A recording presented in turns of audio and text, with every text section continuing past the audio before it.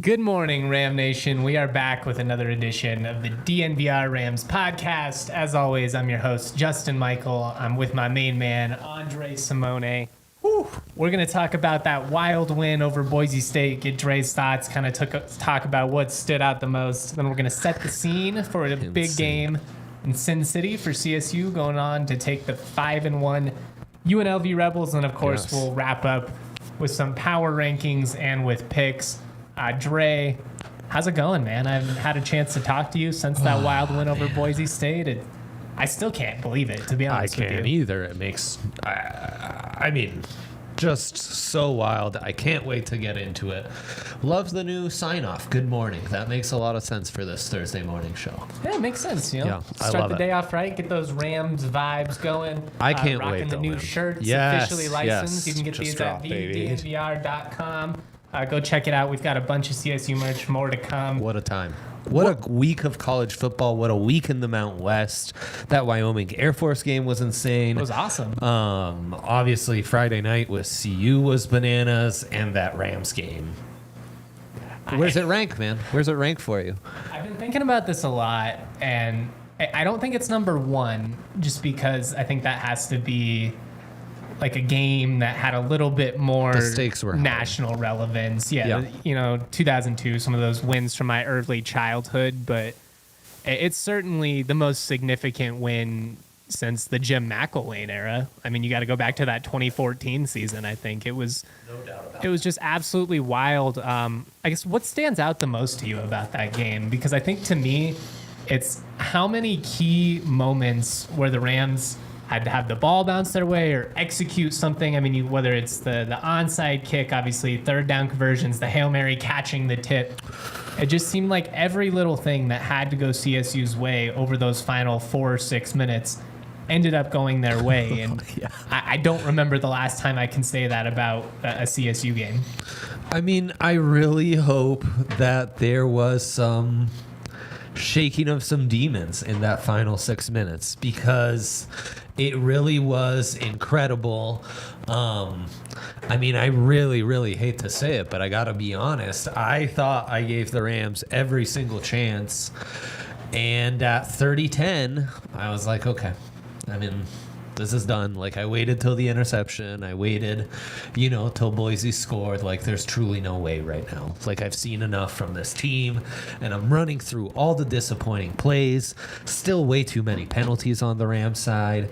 The Tory drop on a big touch, which would have really been huge early on in setting the tone.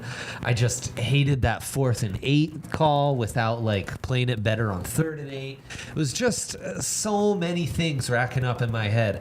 And then the next morning, scrolling through Twitter, my first instinct when I saw your video from the DNVR Rams of winter celebration or something, I was like, did J-Mike post an old video? What's going on? Did we make a mistake here? I was incredulous. It was like an out-of-body experience watching those highlights of the final 6 minutes and seeing how everything unfolded. A lot of things had to go right. But even then, that second onside isn't converted. They had to grind it out. It wasn't some magical big plays. Aside from the Hail Mary, which I think is one of the most incredible, not just Hail Mary grabs I've ever seen, but catches I've ever seen. I just think what was really cool about it was the fact that this was a design. Obviously, you're not trying to have it play out exactly that way, but it's a play where, yes, the ball bounces your way, but it speaks to the preparation. And, how much they prepare for these exact situations. It's literally designed to send Tory deep. He's the fastest. It makes sense. Lewis Brown, he's the best sleeper. He's trying to high point it, bring it in, and then you have a trailing Dallin Holker. And I mean, Tory, before the play even happens, is bragging about how Dallin's going to catch it off the tip. Like, he knew it wasn't going to be a clean catch. They find a way to get it done. Braden Fowler-Nicolosi with some incredible throws down the stretch. I mean, his ball placement in this game, especially after, a really bad game against Utah State. Offense wasn't polished early. Yeah. And then he just summons his inner Elway and leads 3 straight scoring drives in that fourth quarter. 10 touchdown passes now in the fourth quarter or overtime this season. When it comes to 2-minute drill type settings or end of game where we're trying to make a comeback from 21 down, he is so good. Where Brandon needs to get a little better, Braden, I'm sorry, is in his decision making when he moves. He's kind of moving out the pocket. There can be some indecisions on throwing it or keeping it. Honestly, I'd love to see him keep it a little. There more have been often. some moments where I feel like he could have kept it and ran. There have definitely been some moments where he scrambled out and forced some balls a couple times, has ended in turnovers. A couple of those he was trying to throw it away and didn't get enough of them. But I mean, yeah, that's definitely been an area he can improve. But when he has to stand in there, and just holy deliver? cow, right? I mean, he's so good. His ball placement is outstanding, and he's got all the arm, man. I mean, he's got easy cheese to the sidelines. He can hit it vertically. I think there could be a little more decisiveness in the short game. Like that was such a game changer against that Buffs game, right? Just like quick slants and all that. Yeah, the crossers. And we've talked a lot about big plays. I still would like to see a little more big plays, but I mean, he's got the arm for it, certainly, and he's got the weapons for it. In that intermediate stuff, though, which is really where... That's like where the best quarterbacks shine. Absolutely. I mean, those are the pro throws. Those are the throws that are going to count in those kinds of epic situations, like late in this game against Boise. He's money, man. He's money, and I really hope he takes some confidence. My final takeaway, how great for this group to do this at home, man. How great for the Rams fans who stayed around. How great for this team. History against Boise in a game that really felt all too familiar. Genty is another big storyline in this game. He might be the best running back in college football, and he looked unstoppable, and as a sophomore, it's just insane. I'm watching it thinking, like, he's transferring to Alabama Jahmyr Gibbs style next year. Like, he's that good. I'm not rooting for it as a Mountain West guy, but it would not shock me at all because he's a phenom. He's just so dynamic. And, I mean, the only way I can justify it to myself that he didn't get more touches in that second half after seeing the way he dominated, he had to have just been absolutely gassed or something. Like, that's the only way that makes sense to me. He got 2 touches on Boise's first 2 offensive series of that second half. Both of them end in punts. CSU goes on and puts 10 points. All of a sudden, it's a 17-10 game. The context of the matchup just completely flips. Yeah, I'm not sure they stuck to it the way they should have. There was a lot that I didn't understand. The 2 quarterback thing doesn't make sense to me at all, especially because it doesn't seem like they have a rhyme or reason to it. Like, when you watch what Sac State did under Troy Taylor, which I've now read a couple of times, Boise State has talked about how they've watched some of that Sac State offense, and I'm like, really? Did you? Because you didn't do anything the way they did. Everything was completely designed around certain quarterback skill sets, and it just kind of felt like 2nd and 10, Taylon Green. All right, 3rd and 6. Now let's go to Madsen, and then Green again. I don't understand it. Thank goodness. And then, I mean, the Holker catch again, like, he extends like Superman. Like, the dive he's making midair is insane. And I still cannot comprehend how that ball doesn't move and sticks underneath him. I cannot comprehend that at all. It's just wow. I can't either, man. It was one of the wildest wins we've ever seen. As you said, hopefully this one is able to exercise some demons for us. Looks like we've got some mic troubles here. Hopefully it's not coming in too poorly. But one of the things that I'm just kind of hoping is that after years and years of getting bullied by Boise State and having them be this boogeyman, this hurdle that you were not able to overcome, finally it felt like the Rams were like, you want to know what? I'm just going to swing back and see what happens. They started punching back. They clawed their way into this one. Obviously, a lot of things execution-wise, and kudos to CSU for, executing when the lights were brightest. Credit to BFN for making some huge throws. The defense stepped up, got some crucial stops when they most needed them to. But I think what's going to be really interesting is to see how can the Rams build up this moving forward? Because obviously you got a big game coming up against UNLV. We're going to dive into that one. Real quick, though, I do want to talk about our partners over at Hero Bread. It's so soft and fluffy. It's got a delicious, really just great taste to it. Primary nutritional interest, which is great. I mean, this is for people who want to be a little bit more health conscious. It's not necessarily like dieting or something like that. But it's still delicious bread. But that's what's awesome about it. It's not one of those products that's better for you where you lose all the taste, you lose all the benefit of even eating it in the first place. This is all the good stuff, all the taste, all the texture that you love about bread, but it's a little bit better for you, and that's awesome. And you can describe it like Holker's hands, Nice and smooth. Yeah, that's right. Just soft and buttery, and a hero's hands, I love it. Perfect. The Hero. Dre is a lot quicker than me this morning. Hero make sliced bread, buns, tortillas, everything that you need right now. Hero Bread is offering the DNVR fam 10% off your first order. Just go to hero.co, use our code DNVR to save on Hero Bread today. That's HERO.co to save 10% today. Again, make sure you use that code DNVR. I also want to shout out our friends over at DraftKings Sportsbook, America's top-rated sportsbook app. Right now, if you bet $5 on any game this week, you can get $200 instantly in bonus bets if you're a new customer. DraftKings isn't stopping there, though. All customers can take advantage of a sweetener offer every game day this October. Got the Thursday night football coming up. We'll see if T-Law is able to play for the Jags. Kind of a frisky team, man. 4-2. Like, it feels like they had a disappointing start, but could really, come down the stretch here as a contender in the AFC. It's a funny line, too. Saints favorites at home. The over-under set at 40. Am I intrigued by this one? Gonna be fun. Get in on that game day greatness with our friends at DraftKings Sportsbook. Make sure you download the app, use the code DNVR. New customers can score $200 instantly in bonus bets when you place a $5 bet on the NFL. That code DNVR only at DraftKings Sportsbook, an official sports betting partner of the NFL.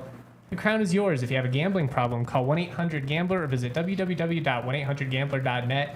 In New York, call 8787-HOPE-NY or text HOPE-NY to 467-369. In Connecticut, help is available for problem gambling. Call 888-789-7777 or just visit ccpg.org. Please play responsibly on behalf of Boot Hill Casino and Resort in Kansas. Licensee partner, Golden Nugget Lake, Charles, Louisiana, 21 and up. Age varies by jurisdiction. Void in Ontario. Bonus bets expire 168 hours after issuance. See sportsbook.draftkings.com/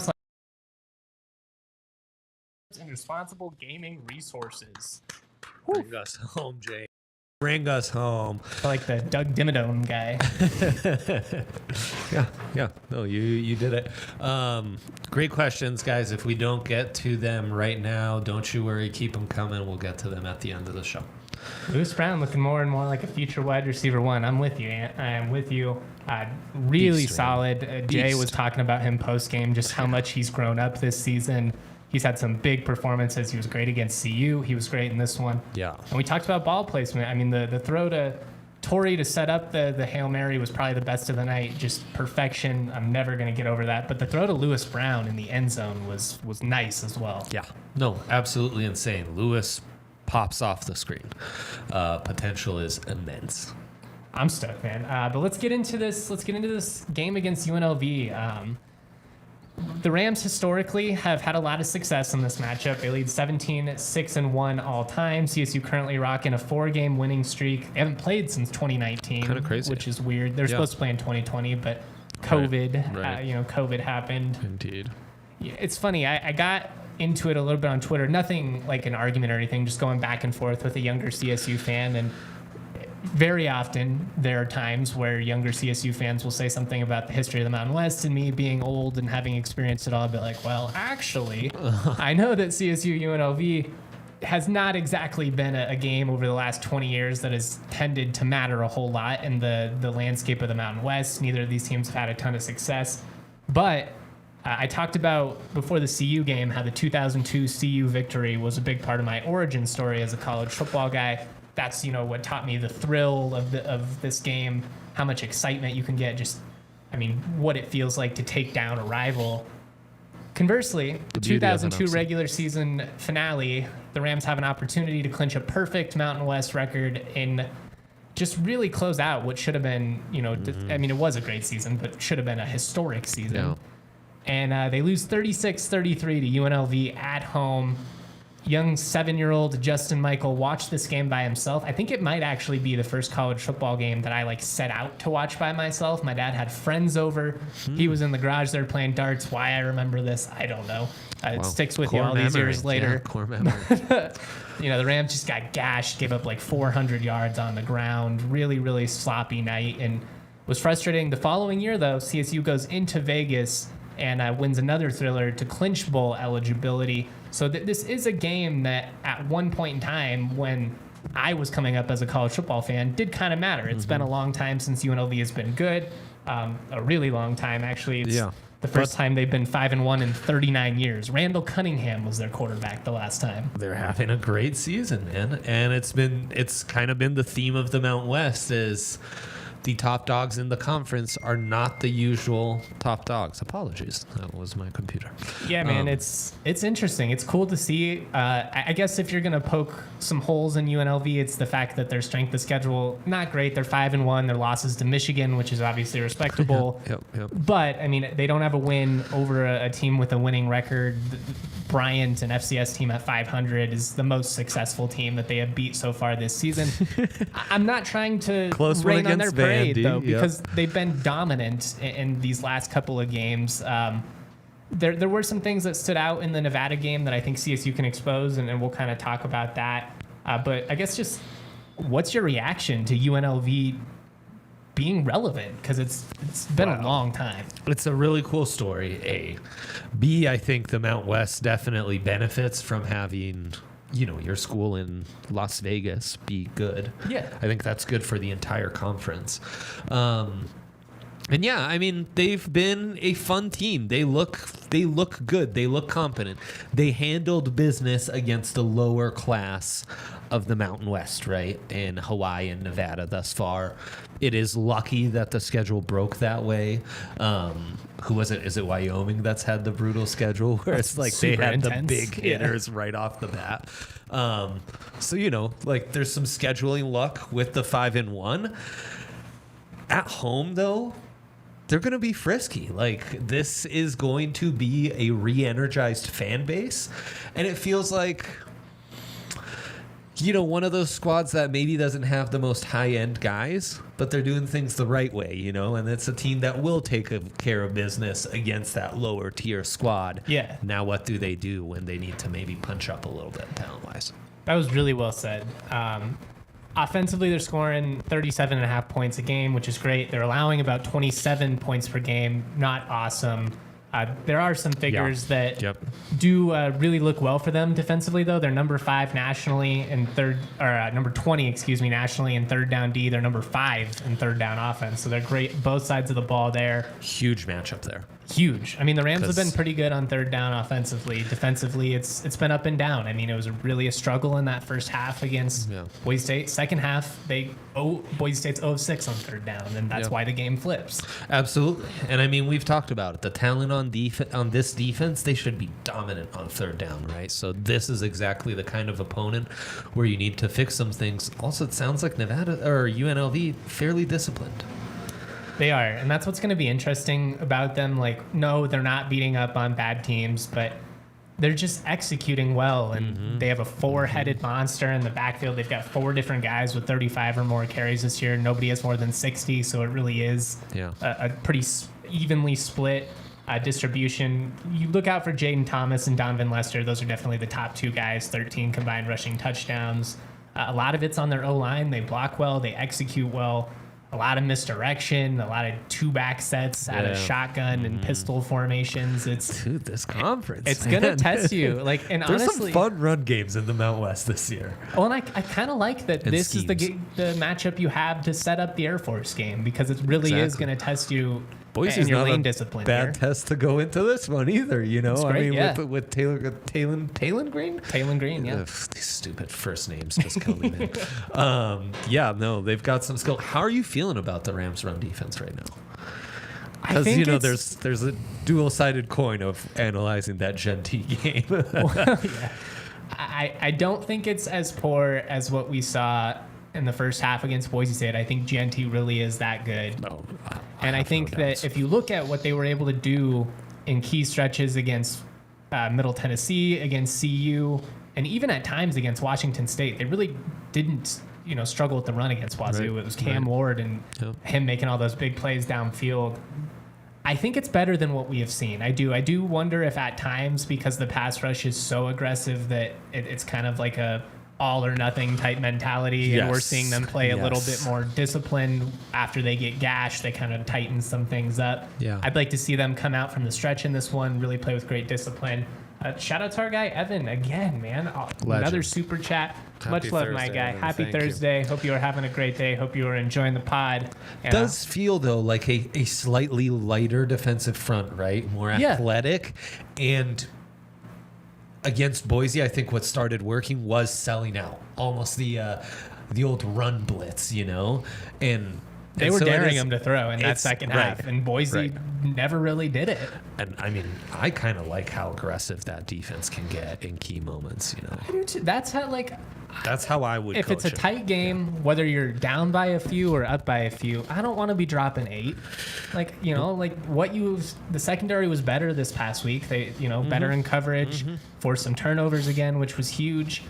But I mean, like, the strength of this unit inherently is letting these guys pin their ears back and get after the QB. And I felt like down the stretch, Mo Kamara, he didn't have the sack numbers that he's had every week, but he impacted that game in a major way. And they were trying to run away from him, and it just couldn't work. Like, they could not keep him out of the backfield. Honestly, I think if the second level tackling could get a little more sharp, you might have something on this defense. And I mean, you got to clean up the flags. That's a big thing. Yeah, one of the things I'm really interested to see about this matchup is, you know, going back and watching the CSU or the UNLV Nevada game this past week, and Nevada's really struggled. They've been much more competitive of late. I'm getting to the point where I don't think they're going to go winless, just with what I've seen these last couple of weeks. Probably more like 1-11, 2-10. We'll see. UNLV, they were always in control of this game. Having said that, one of the things that did jump out to me, a lot of missed tackles in the ground game. Nevada, Brendan Lewis especially, really, really ate them up on the ground.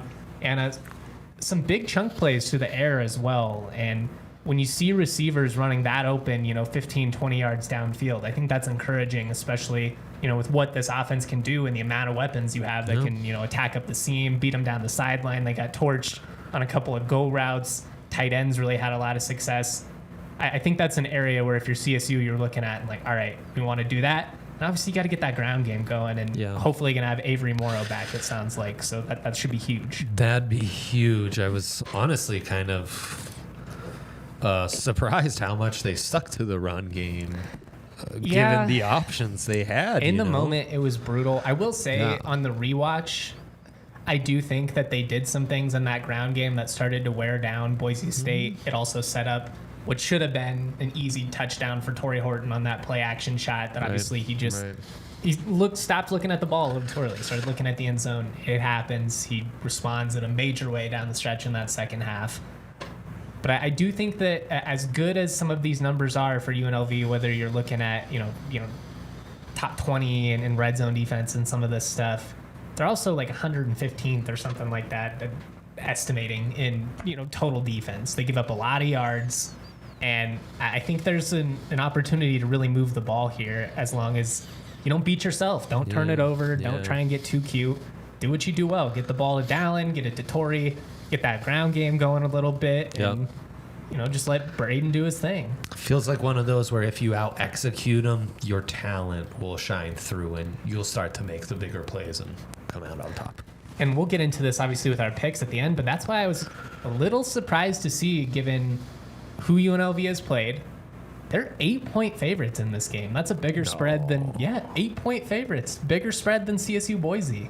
CSU, they've won 4 straight against UNLV. I know it's been a long time, historically kind of dominate it. Rebels getting a ton of love from Vegas, and it feels like, I don't know. I almost wonder if Vegas wants UNLV to be good. How much? Well, there's always some home cooking with certain teams, so that is something to monitor. How much has the book and the sharps, the big money bettors, how much have they been burnt by this Rams team, though? That's also probably a factor as well. know, There was like, a lot of public money on dude. CSU early on in the year. That Utah State game was like one of the top 5, like, As soon as I most saw that too, slanted I was on like, the money. oh God. I know you think, oh God, but you also think like these guys know what we know. Like talent-wise, yeah, there should be a blowout on the Rams side. It's just one of those that it's So the wind frustrating, starts man. going the wrong way, and you're like, I know this should be a good thing, but it just isn't. It's also a classic. Like you look at it on paper, and it's like, oh, UNLV's 5-1. Versus 500 team. Yeah, they're at CSU's home, 3-3 and like literally just won on a miracle, after like, getting, their teeth kicked in against Utah State Yeah. and kind of struggling against an FCS team. Right. So I guess that makes it just 8 feels like a lot. plus 260 on the Rams feels nice. It's a little tasty, and we'll get into that. A couple of names you're going to want to keep an eye out on. We already shouted out Jaden Thomas and Donovan Lester in the backfield. Wide receiver Ricky White and Jacob DeJesus, both those guys are studs. Ricky White, their biggest play potential guy. Arkansas transfer at linebacker Jackson Woodward came over with Barry Odom. He leads the team in tackles. And Arizona safety Jackson Turner is a guy who's very athletic, can run around, make some plays. Keep an eye on him.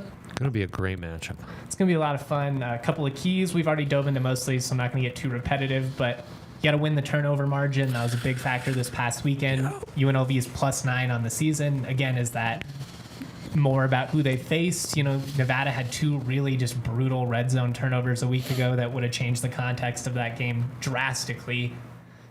It's something to keep an eye on, though, because in the games where CSU has struggled, turnovers have been a major problem.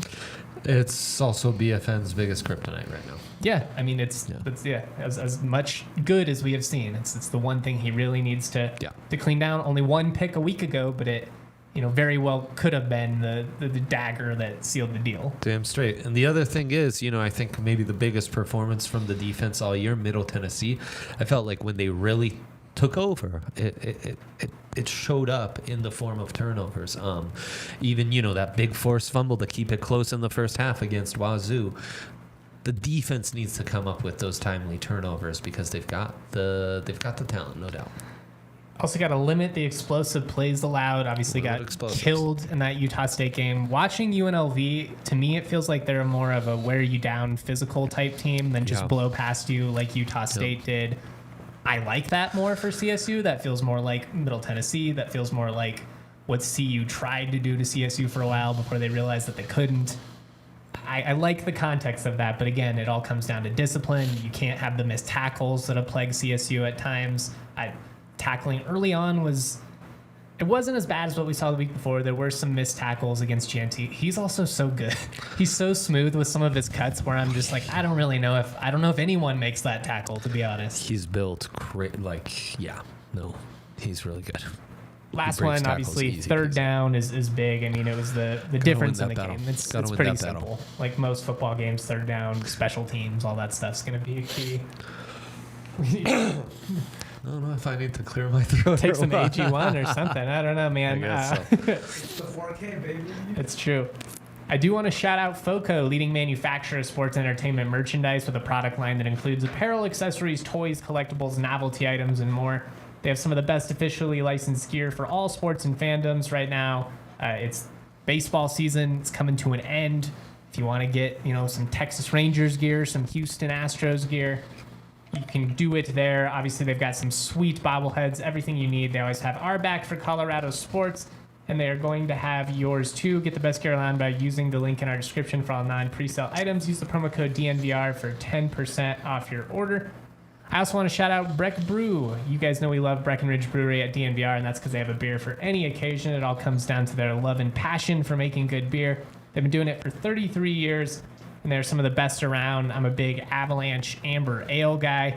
Mountain Beach Sour. You can't ever go wrong with that. Oh, yeah.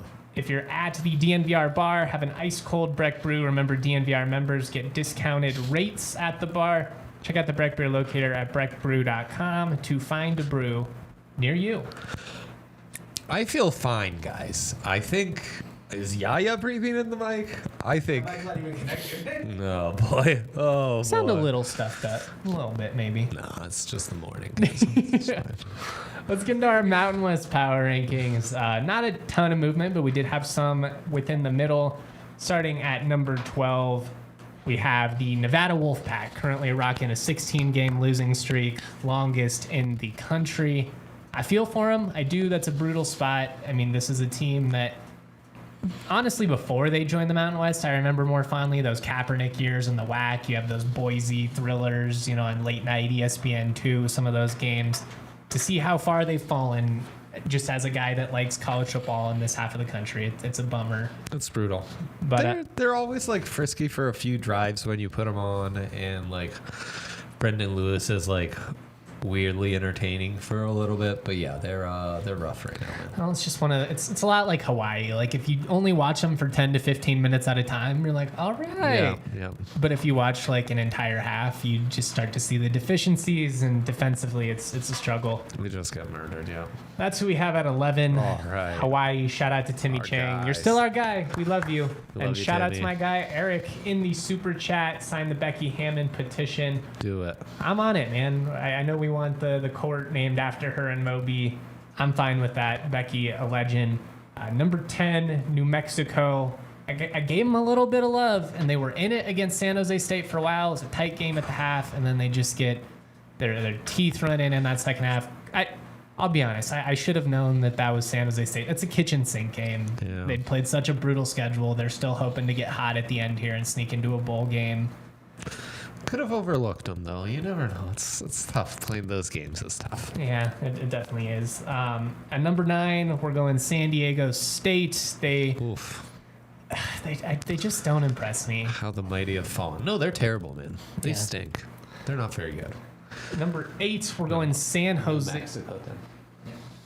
At number 8, we're going with San Jose State. They've had a really tough start to the season. I still think they could get hot here with Chevin Cordero if that offense starts executing like it did in that second half this past week.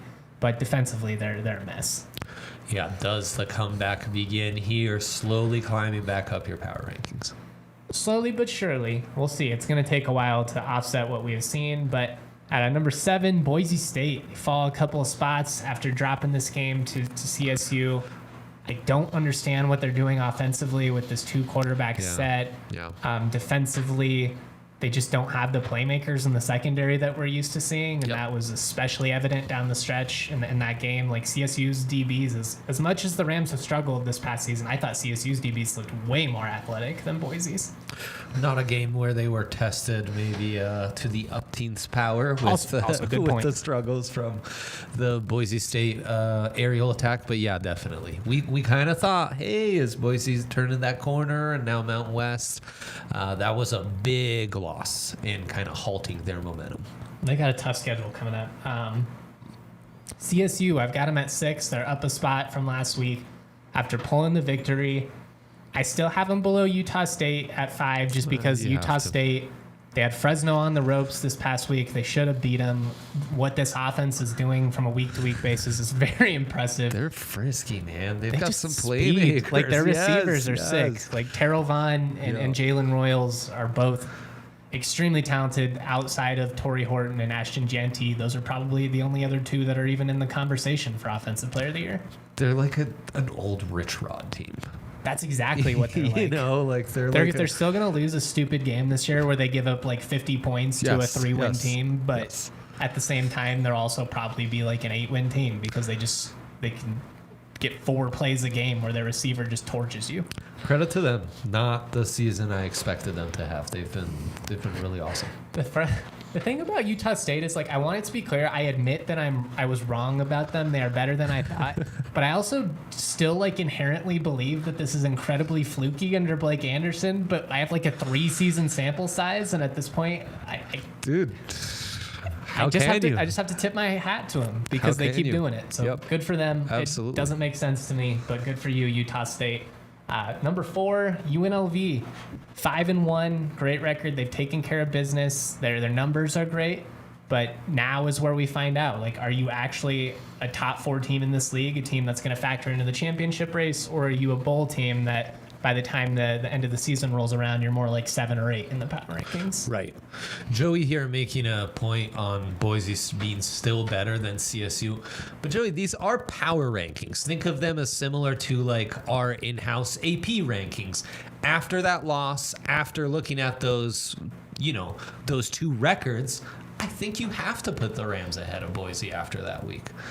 In the power rankings, I also don't this agree week, that you they're have better. I don't agree that Boise State has more talent than CSU. I've said it since the summer that this is the most beatable that Boise State has been. And I'm not saying that like CSU surpassed Boise State as like a program or like where they are at in terms of the standing within the Mountain West, but it's more about the fact that the talent gap between Boise and everybody else just isn't what it used to be. No doubt. They're just one of the group. I think Boise's top gear might be better, and they are more consistent getting to it than the Rams. The Rams are way more multiple. It's not even close. And I would argue have more top-end talent. I think they're better coached, too. I'm just not an Avalos guy right now. But a fun debate. I mean, that's why the power rankings are fun, right? And I appreciate you guys tuning in. Appreciate the engagement. If you give me a thumbs up on YouTube, give it a share, all that fun stuff. Maybe so. If they play that specific game 10 times, they probably do win 9.9 times out of 10. But I think if CSU and Boise State, these exact rosters, if they played 100, I think it'd probably be about 50-50. I really do. That's my take. Maybe you disagree. That's fine. Number 3, we're going Fresno State, pulling out the road win over Utah State without Mikey Keene. Logan Fife made some big-time plays. They're starting to show some leaks defensively, though, and injuries are starting to catch up with this Fresno's team. Yeah, I think the high-end talent is there, but the depth doesn't feel as great. And, I mean, the high-end talent maybe not as high-end as, like, last year. So making up for those margins is a little harder. Really well said.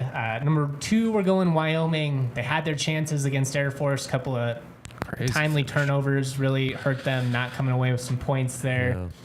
Defensively, they're tough, man. And Craig Bull, they always are in it against Air Force. We talked about that spread being too high. Andrew Peasley's a good quarterback, man.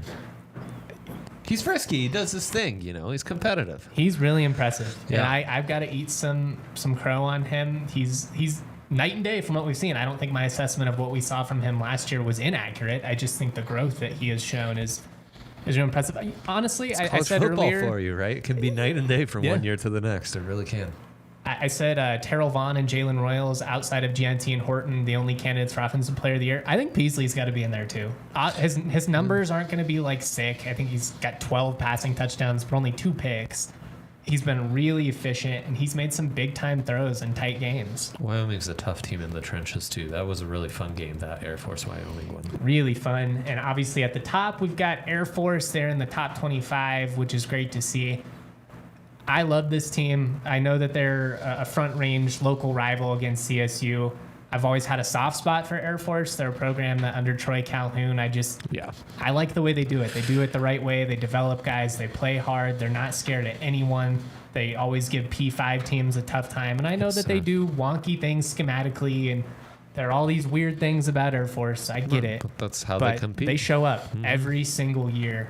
And the fact that this team is able to do this after losing the amount of guys that they lost from that offense last year is really impressive. What a coaching job. Highest ranked group of 5 team in the country right now, right? They're 22, Tulane's 23, if I'm not mistaken.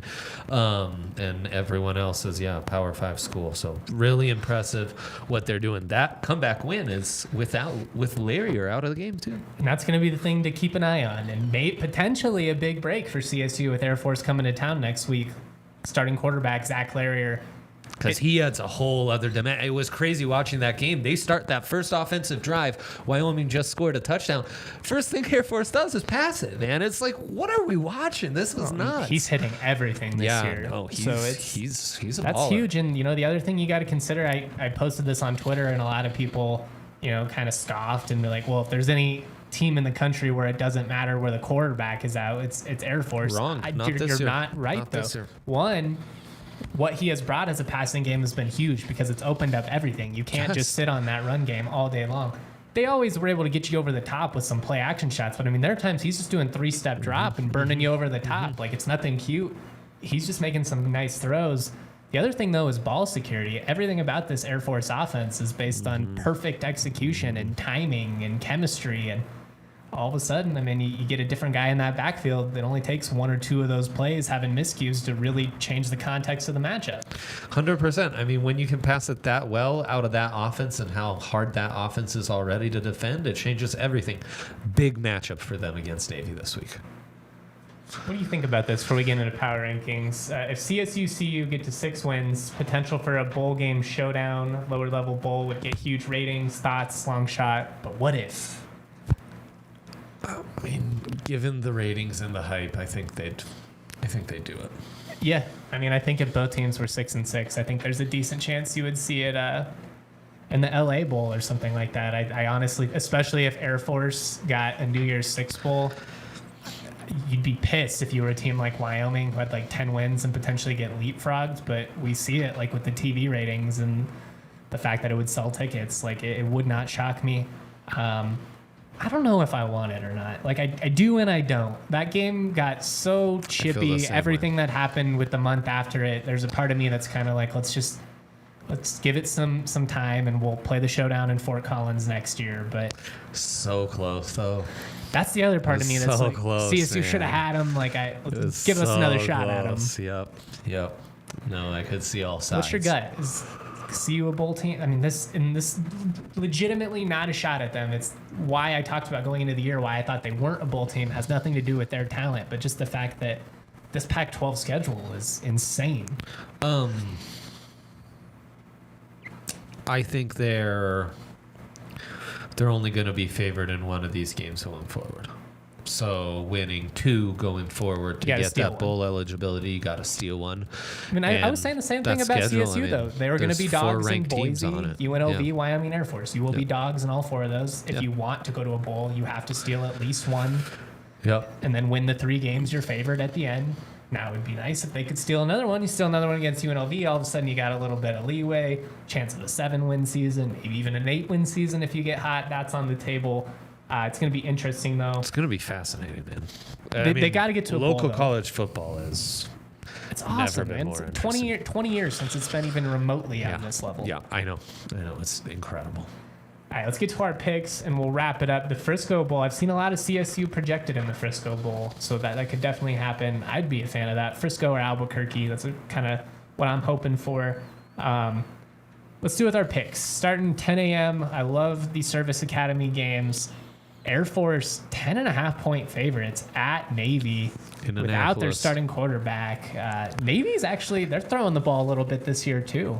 Yeah, Navy just 3-3, having one of the more down years they've had in a while. Their defense really struggles. And I think, the familiarity with this matchup, it's not about who the starting quarterback. It's about who's got it, who's got the gap discipline, who's able to run it down each other's throats. They are begging you to take Navy plus 10.5. Air Force has been doing this. They're taking care of business. This is a huge rivalry game. They're going to be up for it. I mean, man, it's like in the back of my, the back of my neck. I've watched college football far too long to think that you would lay the points in Annapolis on Navy in this kind of rivalry game.